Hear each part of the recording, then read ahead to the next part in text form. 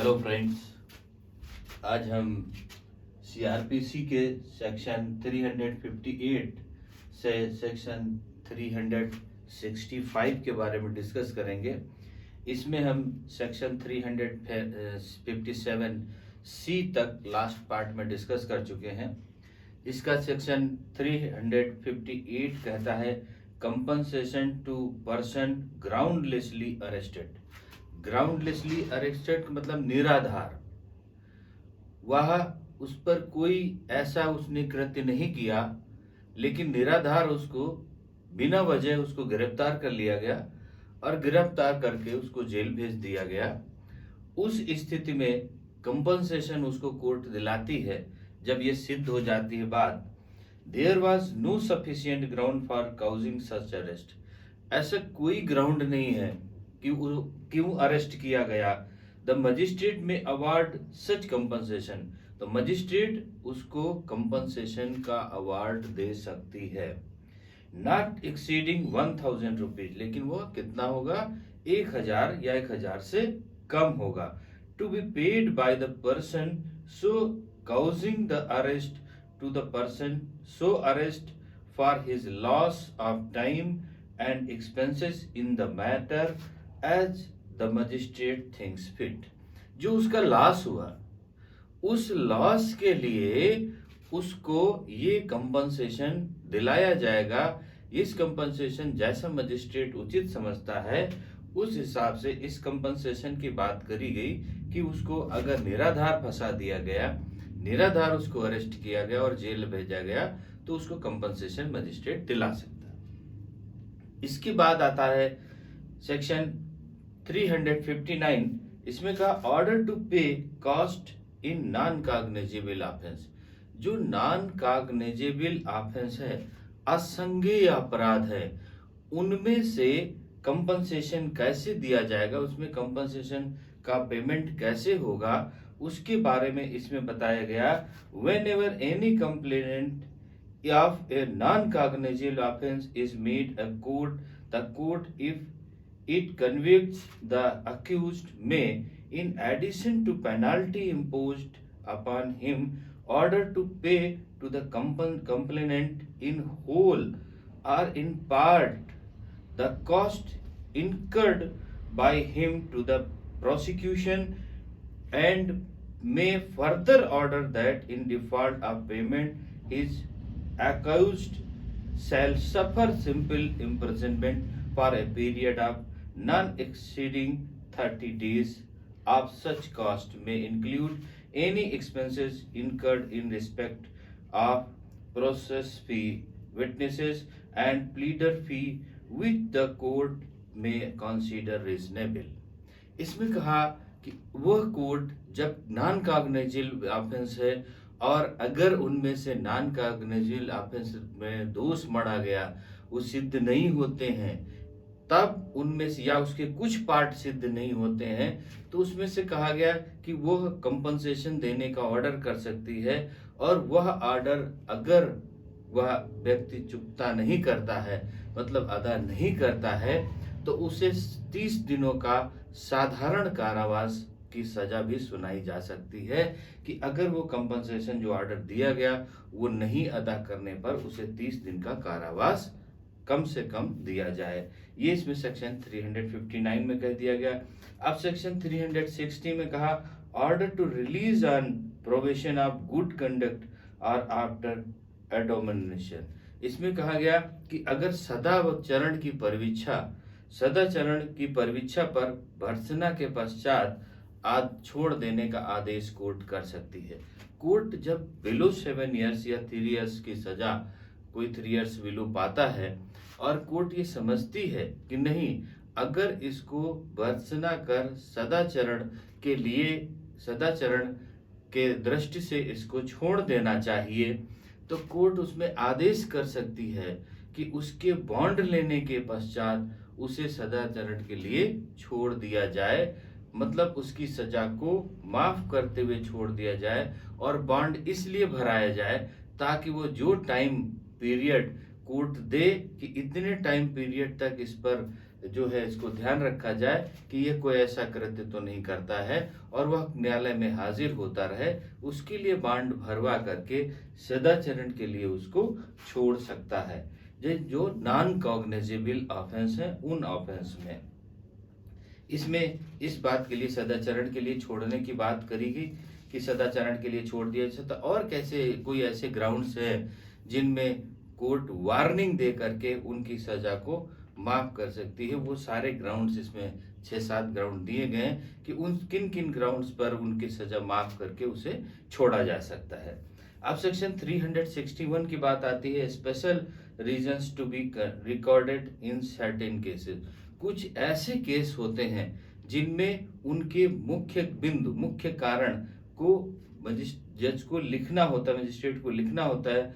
वो कौन कौन से होते हैं? Where in any case of the court could have dealt with, कैसा नंबर 1 कहा गया, an accused person under section 360।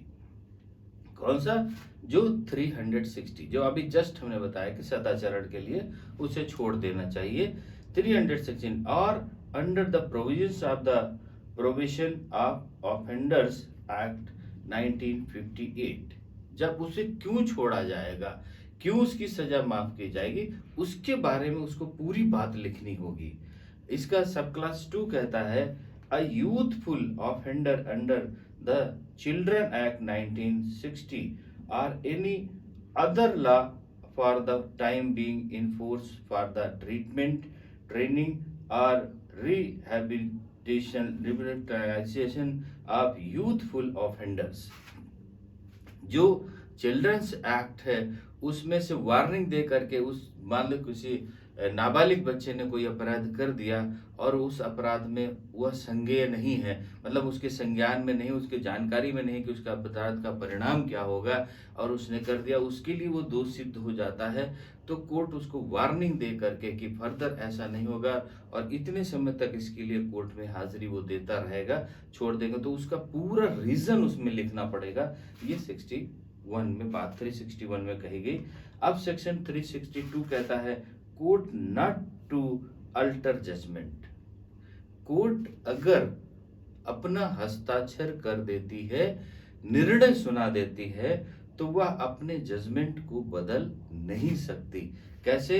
Save as otherwise provided by this act, this code, or by any other law for the time being in force, no court, when it has signed its judgment or final order disposing of a case, shall alter or review the same except to correct a clerical or authentical error. जब कोई authentic error होगी या कोई clerical mistake होगी, उसके सिवाय अगर उसने जजमेंट पर हस्ताक्षर कर दिए हैं, तब फिर उसको किसी भी सूरत में बदला नहीं जा सकता है। ये इसमें सेक्शन 362 में कहा कि केवल कब बदला, कब उसको परिवर्तित, कब उसमें थोड़ी सी अगर कोई क्लरिकल मिस्टेक है, टाइप करने में मिस्टेक है, तभी उसको बदला जा सकता है, अदरवाइज उसमें परिवर्तन नहीं किया जा सकता। या कोई मैथमेटिकल गणितीय भूल है या लिपिकीय भूल है, टिंकड़ मिस्टेक है, तभी उसको करेक्ट किया जा सकता है, बाकी कोई करेक्शन उसमें या परिवर्तन उसमें नहीं किया जाएगा।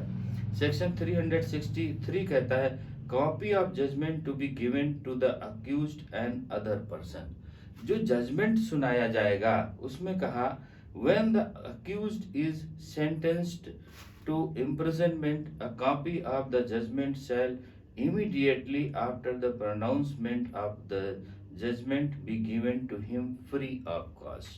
जब कोई जजमेंट सुनाया जाएगा और किसी अक्यूज्ड को उसमें दोष सिद्ध किया गया है, तो फिर उसकी एक कॉपी तुरंत जजमेंट सुनाने के बाद उस अक्यूज्ड को मुफ्त में बिना कास्ट के, बिना कोई खर्च के, बिना पैसा दिए हुए उसको देनी होगी।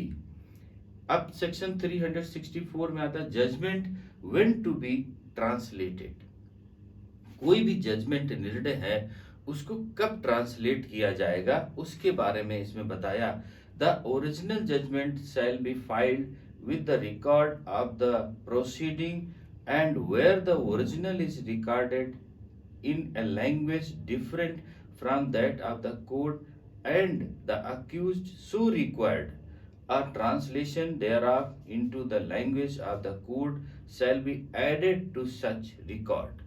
इसमें कहा गया अगर कोई ऐसा ऑर्डर हो जाता है, जजमेंट हो जाता है जो अदर लैंग्वेज में है और जो अक्यूज्ड है वह उस लैंग्वेज को नहीं समझता है और अक्यूज्ड की रिक्वेस्ट पर उस लैंग्वेज को उस भाषा में ट्रांसलेट किया जाएगा जिस भाषा में अक्यूज्ड उसे समझता है और या वह कोर्ट की भाषा होगी उस भाषा में उसको ट्रांसलेट किया जाएगा। अब बात आती सेक्शन 365 की, court of session to send a copy of finding the sentence to district magistrate. अगर कोई अभियुक्त ने सजा प्राप्त कर ली है या अभियुक्त को कोर्ट ने सजा सुना दी है तो उसकी जानकारी मजिस्ट्रेट को, डिस्ट्रिक्ट मजिस्ट्रेट को होनी चाहिए। इसके लिए उस सजा की एक कॉपी को कोर्ट डिस्ट्रिक्ट मजिस्ट्रेट को सूचना के अपने रिकॉर्ड में रखने के लिए देगा। इसमें कहा गया है in cases tried by the court of session और a chief judicial magistrate the court of और such magistrate as the case may be shall forward a copy of its or his finding and sentence, if any, to the district magistrate within whose local jurisdiction the trial was held.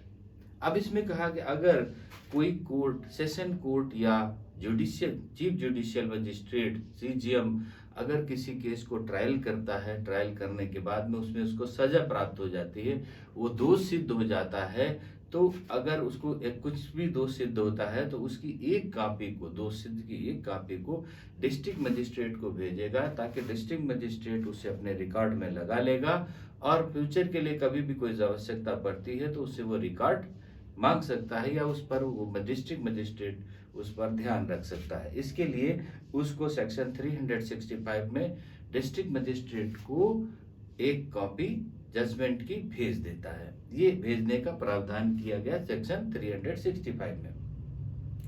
तो अभी chapter 27 के section 355 से section 365 तक की judgement में क्या क्या होगा, जजमेंट में अगर कोई फॉल्स किसी को फंसा देता है तो उसका क्या, उस पर कोर्ट कंपनसेशन करेगा, इन सारी बातों के बारे में इसमें डिस्कस किया गया। अब नेक्स्ट चैप्टर 21 में अगर कोई लाइफ इम्प्रिजनमेंट या मृत्युदंड के लिए, कोई मृत्युदंड के लिए अगर कोई बात कहीं पर कोई कोर्ट सजा देता है तो मृत्युदंड की सजा के लिए वो क्या करेगा उस बात को डिस्कस करेंगे। तब तक के लिए ओके, थैंक यू, जय हिंद।